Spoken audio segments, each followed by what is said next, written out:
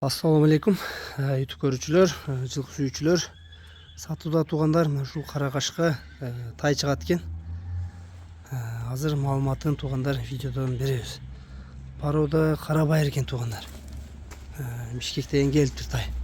Мына кашкасы точка кашка экен. Арканкы бир буту ак. Жеп ичкендери, ден соолуктары бардыгы жакшы. Акчасы жеңил болот экен туугандар. Sorularına göstereyim. Sorunun genliklerini. Sorudagı gengiri. Bu toğulu ceviçkenderi taydın vardığı jakşı.